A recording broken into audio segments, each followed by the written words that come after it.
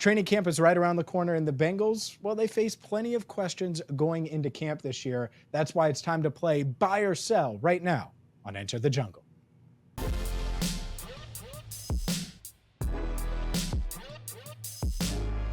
Hi again, everyone, and welcome in to Enter the Jungle. I'm James Rapien. He is Andrew Fox Miller, and this is Enter the Jungle right here on Cincinnati Bengals Talk. You can catch us every single Tuesday at 8 Eastern, weekly on Bally Sports. We're proudly part of the Big Play Network, and shout out to our sponsors, Garage Beer. Grab a Garage Beer today. And Andrew, I mentioned it, buy or sell. There's a lot of buying and selling going on today's show. And let's start with cornerback. That is your biggest concern, without a doubt, is Bengals cornerback. And we've done that. We've covered that. And so I wanted to start with cornerback. Buy or sell that Dax Hill will beat out DJ Turner II for the starting quarterback spot. James, let's just get right to it. I'm going to sell. Because first of all, is it even that simple? Like if I'm basing this on a final depth chart ahead of week 1 this season, like I'm assuming Turner has that spot, like especially like as an outside corner. I would imagine Dax will be rotating between Hilton's role, Turner, of course. Wow. But I don't know. I would love for that to happen. I feel like Dax is very capable of that, but I don't know. I'm selling. If I have to do one, I'm selling. Here's what's tough for me. I love both of these dudes. Right. Both of these guys have been on the show. Dax has been on the channel for a long extended interview before. And so it's tough because you really like both guys. And so before I give my answer, and I'm going to give an answer, both guys are going to play a lot this year. Yes. And that's, I talked to DJ Turner. He was on the show 2 weeks ago, and he said that. He's like, we got to be at our best regardless. It's not weird that I have to battle my college teammate for a starting job in the NFL. We have to be at our best. And so I think both guys are attacking it from the right mindset. I know Dax is. Those that know me know that I've been a believer of Dax Hill from pre-draft.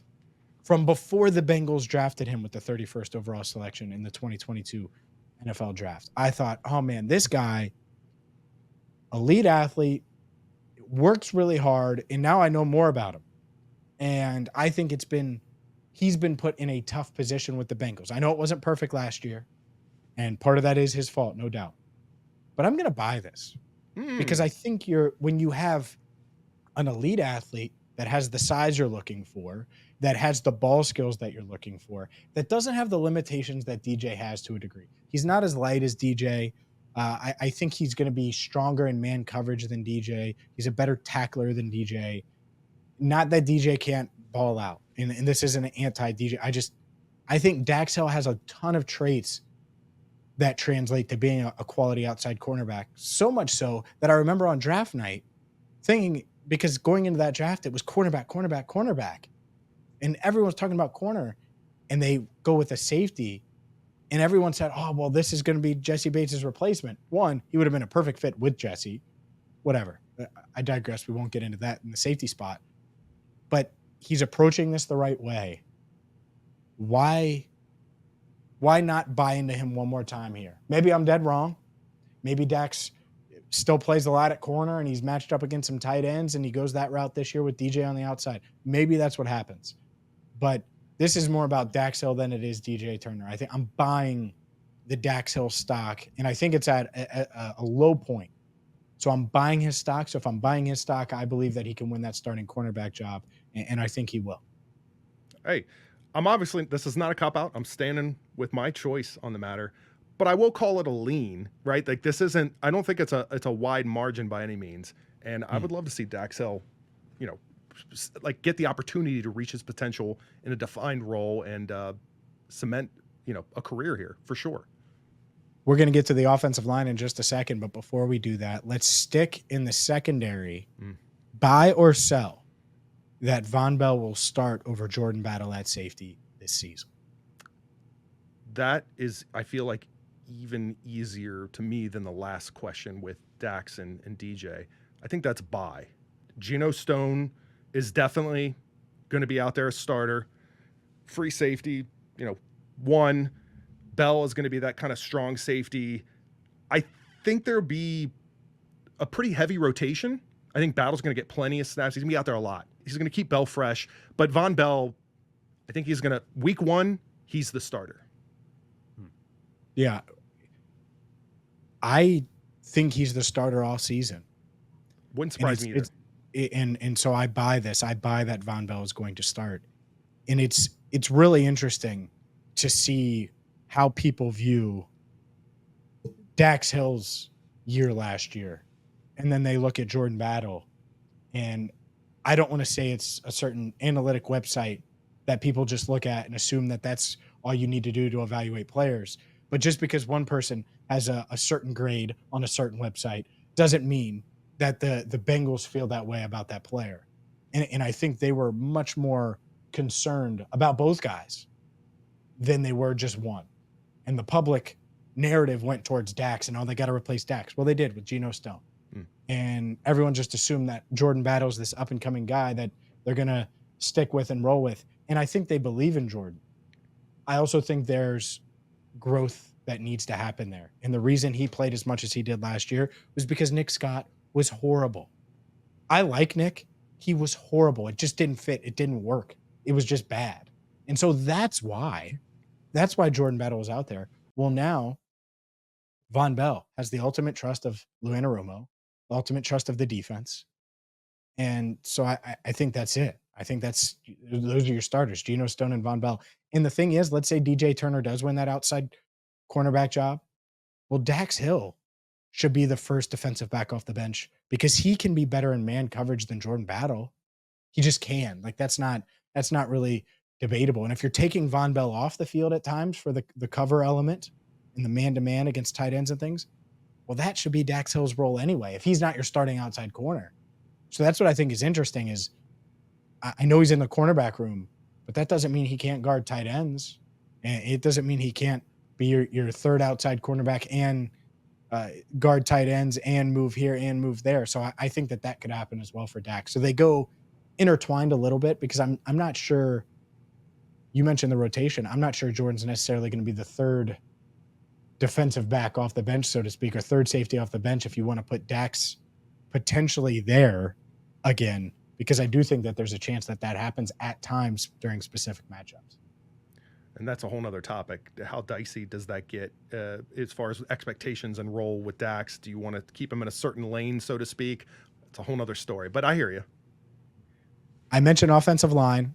We got to get to the offensive line, and we will do that. Plus AFC North. Are the Bengals the favorites? Should they be the favorites in the AFC North? We will get to both of those questions as Buy or Sell continues coming up next. Welcome back to Enter the Jungle. He's Andrew Fox Miller. I'm James Rapien, and we are playing a little Buy or Sell on today's show. And let's continue with the offensive line before we get to the AFC North and the odds for the 2024 AFC North division this year, Andrew.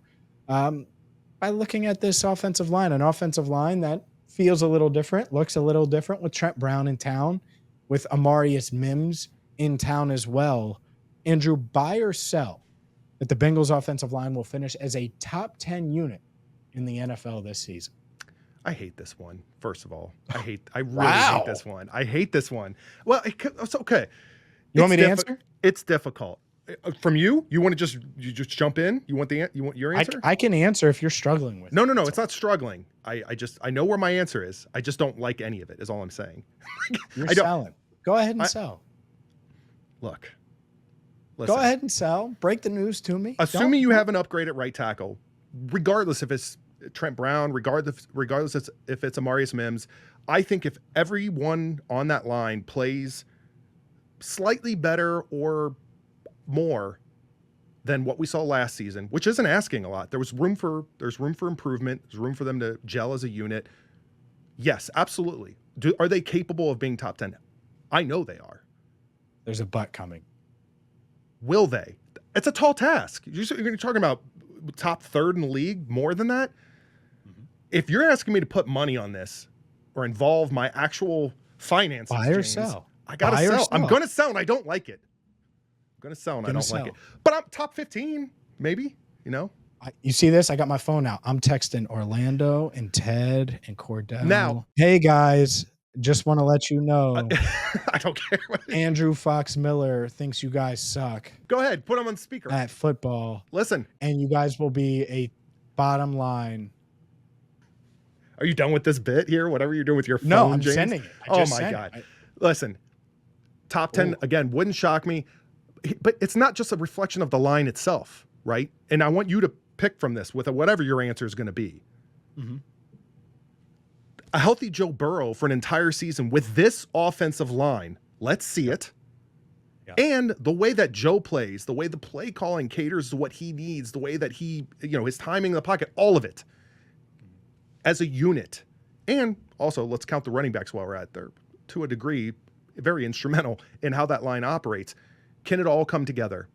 There's some unknowns there. And I think Burrow is at the centerpiece of that in a way. And so that's, in a way, a reflection on him and introducing him back into that unit fully healthy. We just haven't really seen it with this type of improved line from what we saw 2 years ago. Sure, I get it. I'm buying it because I think every single one of those guys has something to prove. Amarius Mims has something to prove if he has to play. And there's a lot of pressure that comes with being the 18th pick, but in reality, he should have gone much, much higher. And because he didn't play a ton at Georgia, he didn't. Trent Brown is playing for his career, potentially, and certainly playing for a huge, huge contract, a lot to prove, a lot to play for. Alex Kappa's playing for a contract extension. If he plays well this year, there's no doubt in my mind that he could be like Teddy K last year and continue to do it. Ted Karras, he just signed that extension. He also has a rookie in Matt Lee behind him now that is going to be pushing Trey Hill for that backup center job and be pushing to take Ted's job next year, whether he likes it or not. That's the reality of things. Cordell, well, if you're Cordell Volson, you're much like Alex Kappa. You're in the third year of your NFL career. If you play well this year, the Bengals might try to extend you next offseason so you get paid, even though he's gotten some nice bonuses. And Orlando Brown Jr., he's under contract for the next 3 years. The thing I like about him, he's been at the facility all offseason. Hasn't had to move, has been dialed in, played through a groin injury last year. I just like where the line is. I like where the offense is. And so could I see the scenario realistically where they're a top 10 line? Absolutely. So it's June. Of course I buy it. Oh my God. It's June. Of course I buy it. Will I feel that way in mid-August? Well, it depends on how Trent Brown looks and if he's healthy and if he's moving well in camp, how Amarius Mims is gelling with these guys. But on paper, absolutely, they should be a top 10 line because they're full of veterans and young athletic talent. Matt Lee, Amarius Mims, those are young athletic guys that are part of your rotation now. And so you're 7 or 8 deep in the offensive line room. Cody Ford's a guy I think they believe in, probably more than the outside person. So, yeah, I think that they're going to be all right offensive line-wise. One more quick one here. Buy or sell that the Bengals should be favorites in the AFC North? I understand why the prevailing thought is that the Ravens are the leaders right now if you're betting on who's going to be favored to win the division. Bengals are not far behind. So could you make an argument that they should be? Yes. Would I disagree? Not really. For the reasons that really you mentioned, it's a reflection of the entire team. It's the players that we didn't get to see last season, the ones that we didn't get to see take a next step last season, the ones that should this year. And on paper, I like this team a lot more than anyone else in the division. Mm-hmm.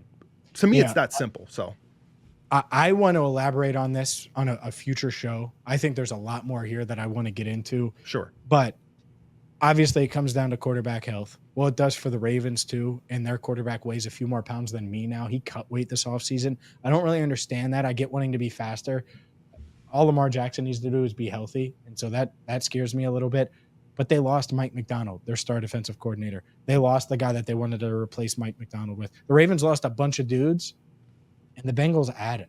Right. They didn't lose a bunch of guys. They got better in key spots, I think. So I think the Bengals should be the favorites. Maybe I'm looking through orange and black glasses, and they're close to favorites, but I think they will be the favorites by the time we see Joe Burrow's health come all the way around and we see him for a game or two this year. To put it in your words, James, from my perspective, It's June, so of course I'm going to buy. What does it even matter, James? It's all just monopoly money we're throwing around here. No.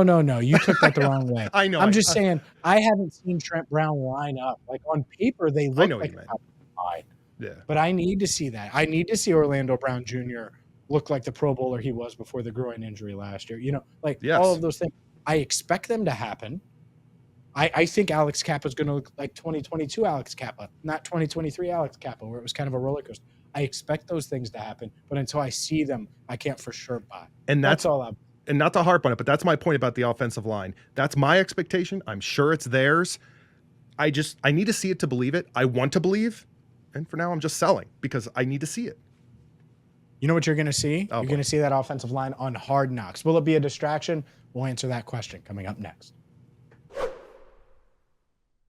Welcome back to Enter the Jungle. He's Andrew Fox Miller. I'm James Rapien, and Hard Knocks is coming to town. We discussed it a little bit on last week's episode. Andrew, buy or sell that Hard Knocks will be a distraction for the Bengals? Sell. I don't think it'll be a distraction at all. I'm ready for it. Liev Schreiber narrating. We've seen plenty of this storytelling from the Bengals organization in the last year, especially. They do their own videos now of the team. It's basically like Hard Knocks, exclusively about the Bengals, of course. So my point being that this team, I think, is matured enough. They understand the sort of the spotlight that a lot of specific players are in, but the team themselves. Zach Taylor's got a good handle on this team and the culture. I don't think something like some extra cameras in the building and off the field are going to impact this team. I think they can handle it. Now, my question to you, and maybe you're going somewhere with this when you have your answer on this, is you're there. You see the cameras that are rolling around, that are in there, media and otherwise, TV, so on and so forth.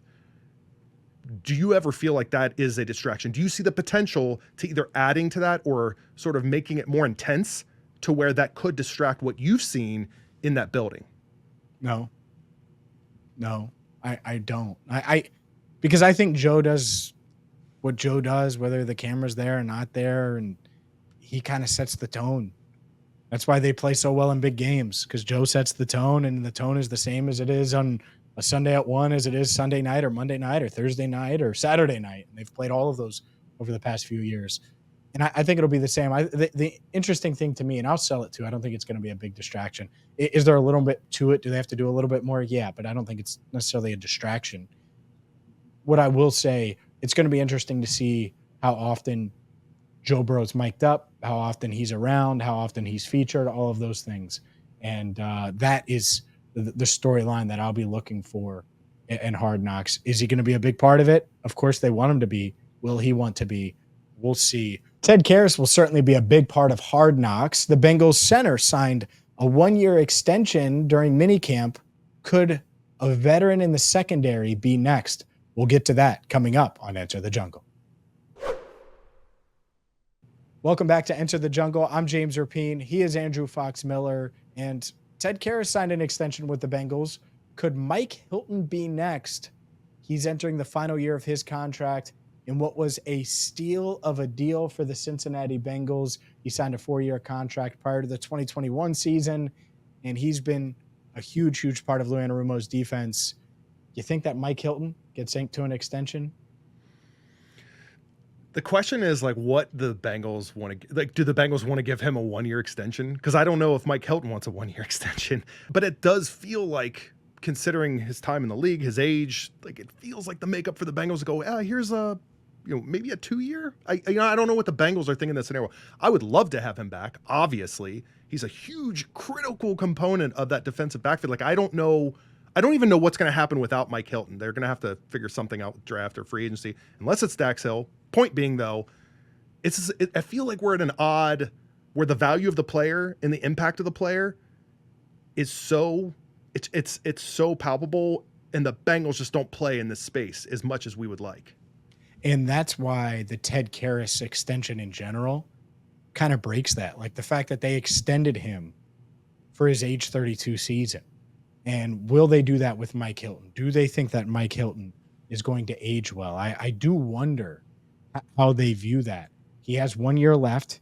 He's 30 years old. He turned 30 in March. So this is his age 30 season. A 1-year extension would be his age 31 season.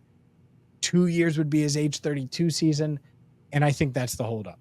I really do. I don't think they would really hesitate at extending him 1 year. Sure.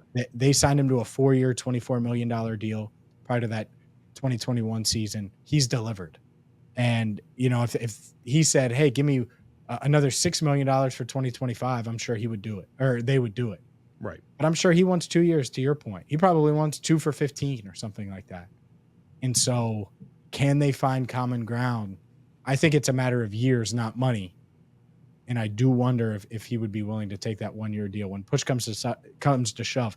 When it happens, I think it would be in training camp. If it does, could it happen? Absolutely. I think it could. Yeah. I mean, I hadn't even considered the fact that Hilton is on his last year of his I mean, like, I knew he was on the last year of his contract, but with all the madness happening with T and everything else, like, Karras caught me off guard. If Hilton got re-signed in June or July, it would have caught me off guard. So I'm glad we're having this discussion about Mike Hilton, because now I'm very scared. I'm already worried about our cornerback situation as it is. My anxiety's through the roof, James. Thank you so much. Yeah, well, you're welcome. But I do think that Mike would fit. Hopefully they can get something done. Would love to see Mike in stripes, 100%. Not only just this season, but beyond.